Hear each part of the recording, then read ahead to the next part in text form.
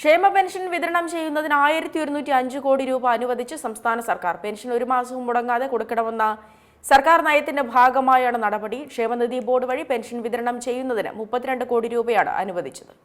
ക്ഷേമ പെൻഷൻ വിതരണം ചെയ്യുന്നതിന് 1105 കോടി രൂപ അനുവദിച്ചിരിക്കുകയാണ് സംസ്ഥാന സർക്കാർ. ക്ഷേമനിധി ബോർഡ് വഴി പെൻഷൻ വിതരണം ചെയ്യുന്നതിന് 32 കോടി രൂപ അനുവദിച്ചിട്ടുണ്ട്. പെൻഷൻ ഒരു മാസവും മുടങ്ങാതെ കൊടുക്കണമെന്ന സർക്കാർ നയത്തിന്റെ ഭാഗമായാണ് നടപടി. 51,59,472 ഗുണഭോക്താക്കളുള്ള സാമൂഹ്യ സുരക്ഷാ പെൻഷൻ നൽകുന്നതിനായി സംസ്ഥാന വിഹിതമായി 951.4 കോടി രൂപ അനുവദിച്ചു.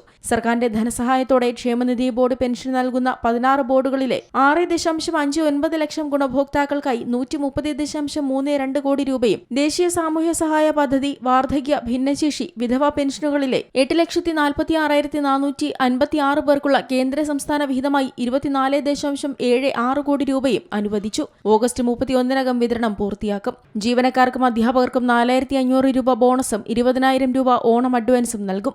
ഓണത്തിന് അർഹതയില്ലാത്തവർക്ക് 3,000 രൂപ ഉത്സവ ബത്തയായി നൽകും. പാർട്ട് ടൈം കണ്ടിൻജന്റ് ജീവനക്കാർക്ക് 6,000 അഡ്വാൻസായി നൽകും. സർവീസ് പെൻഷൻകാർക്ക് 1,250 രൂപ വീതവും ആശ, അംഗനവാടി പ്രവർത്തകർക്ക് 1,450 രൂപ വീതവും ഉത്സവ ബത്ത നൽകും. പിന്നാക്ക വിഭാഗ സ്കോളർഷിപ്പിൽ മുൻ സർക്കാരിന്റെ കാലത്തെ കുടിശ്ശിക തീർക്കുന്നതിനായി 84 ദിവസത്തിനകം 310 കോടി അനുവദിച്ചിട്ടുണ്ട്. KASP, ആരോഗ്യകിരണം പദ്ധതികളിലെ അടിയന്തര ബാധ്യതകൾ തീർപ്പാക്കാൻ 200 കോടി അനുവദിച്ചു. സപ്ലൈകോ വഴി നെല്ല് സംഭരിച്ചതിന്റെ 2026 ജൂലൈ 31 വരെയുള്ള PRS കുടിശ്ശിക തീർപ്പാക്കാൻ 150 കോടി രൂപ അനുവദിച്ചിട്ടുണ്ട്. നെല്ല് സംഭരണ കുടിശ്ശിക ഓണത്തിന് മുൻപ് നൽകി തീർക്കുക എന്നതാണ് ഇതിലൂടെ ലക്ഷ്യം വയ്ക്കുന്നത്.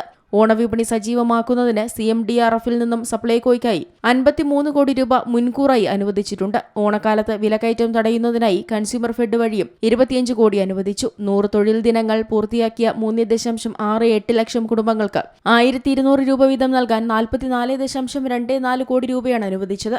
അയ്യങ്കാളി നഗര തൊഴിലുറപ്പ് പദ്ധതിയിൽ 100 ദിനങ്ങൾ പൂർത്തിയാക്കിയ 7,089 തൊഴിലാളികൾക്ക് 1,200 രൂപ വീതം നൽകാൻ 85.06 ലക്ഷം നൽകും. വർദ്ധിപ്പിച്ച തുകയുൾപ്പെടെ സ്കൂൾ പാചക തൊഴിലാളികളുടെ അക്കൗണ്ടുകളിലേക്ക് നേരിട്ടെത്തിക്കാൻ 44 കോടിയും അനുവദിച്ചു. ലോട്ടറി ഏജന്റുമാരുടെയും വിൽപ്പനക്കാരുടെയും ക്ഷേമത്തിനായി 26.47 കോടിയും അനുവദിച്ചു. ഉത്സവ ബോണസ് 1,000 രൂപയായി ഉയർത്തുകയും സജീവ ഏജന്റുമാർക്ക് 8,500, പെൻഷൻകാർക്ക് 3,750 രൂപയും നൽകും. സൗജന്യ സ്കൂൾ യൂണിഫോം പദ്ധതി പ്രവർത്തനങ്ങൾക്കായി ഫണ്ട് റിലീസ് ചെയ്തിട്ടുണ്ട്. നെയ്ത്തുകൂലി, നൂൽവില, ഡൈയിങ് ചാർജ്, ഗതാഗത ചെലവ് എന്നിവയുൾപ്പെടെയുള്ള കുടിശ്ശികകൾ തീർപ്പാക്കാൻ 30 കോടിയാണ് അനുവദിച്ചത്.